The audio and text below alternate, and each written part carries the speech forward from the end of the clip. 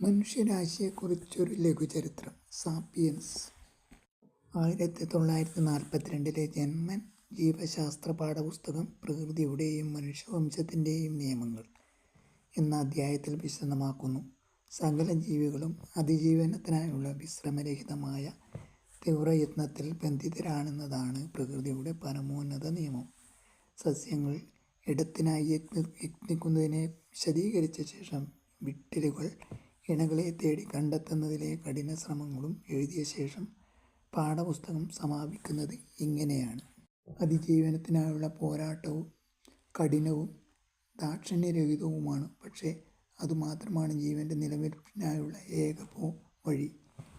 ഈ കഠിനയത്നം അർഹതയില്ലാത്തതിനെ ഇല്ലായ്മ ചെയ്യുകയും അതിജീവിക്കാൻ കെൽപ്പുള്ളതിനെ തിരഞ്ഞെടുക്കുകയും ചെയ്യുന്നു. ഈ പ്രകൃതി നിയമങ്ങൾ മാറ്റമില്ലാത്തവയാണ്. സ്വയം അതിജീവിച്ചുകൊണ്ട് തന്നെ ജീവനുള്ളവ ഇതിനെ വെളിപ്പെടുത്തുന്നു. ഇവ ദാക്ഷിണ്യമില്ലാത്തതാണ്.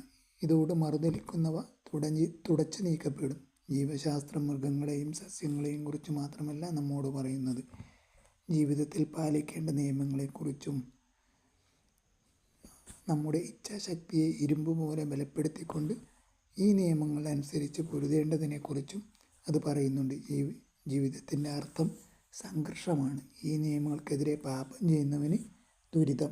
അതിനുശേഷം ഹിറ്റ്ലറുടെ രചനയായ മെയിൻ കാമ്പിൽ നിന്നുമുള്ള ഉദ്ധരണിയാണ്: പ്രകൃതിയുടെ ഒരുക്ക് പോലുള്ള യുക്തിയോട് പൊരുതുന്നവർ മനുഷ്യനെന്ന നിലയിൽ അയാളുടെ നിലനിൽപ്പിനെ